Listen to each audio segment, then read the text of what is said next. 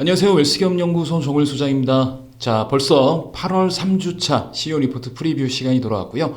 와, 올해도 벌써 여름 다 갔네요. 근데 장마다 뭐다 하다 보니까 더위를 느낄 틈도 없이 벌써 이제 뭐 여름이 끝나가는 거를 느껴서 참 마음이 서글프지만 좀 마음이 무겁습니다. 코로나19 때문에 이제 코로나 블루라는 말이 유행하기 시작하고 있고요. 그 다음에 의외로 주변에 코로나로 인한 장기 휴직자라든가 코로나19 때문에 아직도 공장이 제대로 가동되지 않은 주변 기업들이 너무 많이 있습니다. 그런 중소기업들 힘내라고 좀 말씀드리고요.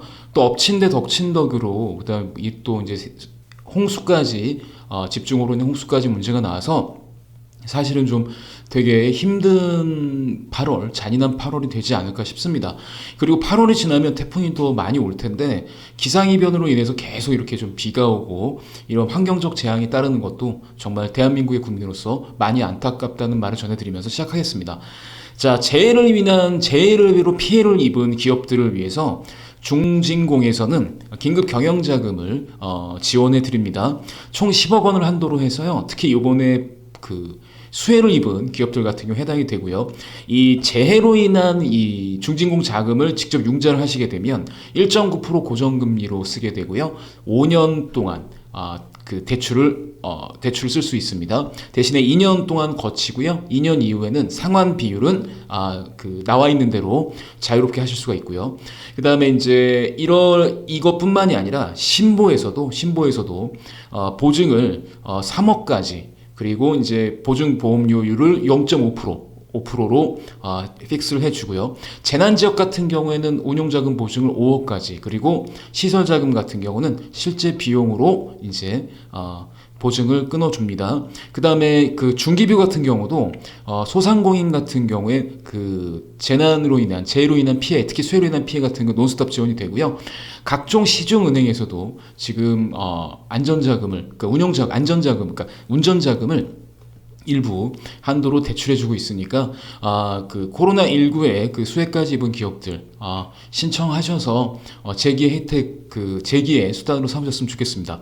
자, 그 다음에 이제 2020년 가족 친화 인증 를 이제 신청하는 시기가 도래했습니다. 자, 가족 친화 인증은 이제 보시는 바와 같이 이제 일가정 양립하는, 그래서 이제 뭐 자녀 출산이나 양육을 지원하거나 유연 근무를 지원하거나 가족 친화 직장 문화들을 조성해서 일과 가정이 밸런스를 맞추는 거를 하는 기업을 말합니다. 이거 인증을 받게 되시면요, 아무래도 정부 지원 사업하고요, 공공기관 경영 평가 등의 가점이 부여되는 아주 큰 메리트가 있고요.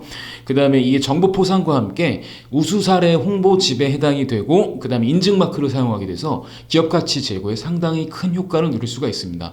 그래서 가뜩이나 좀 코로나19 때문에 힘든데 유연근무제를 만약에 실시하는 기업이라면 이참에 그냥 가족 친화 인증 기업으로 등록을 하시고요. 어차피 52시간 때문에 이제 앞으로 장시간 근로가 좀 어렵다고 한다면 이걸 제도를 도입을 통해서 좀 혜택을 받으셨으면 좋겠습니다. 자, 그 다음에 이제 뒷면에는 솔직히 8월달 내내 이제 저는 초과 배당으로 도배를 할 생각이고요.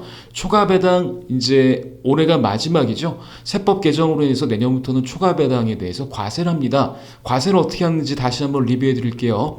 지금은 자, 여기 예시에 나와 있는 것처럼 주식집은 아버지가 90이고 자녀가 10%입니다. 이 경우에 아버지는 배당을 받지 않고 1억을 배당하는 경우에 자녀가 1억을 전부 다 배당을 하게 되면 실제로 아버지가 포기한 90%, 9천만 원은 배당을 하는 게 되잖아요.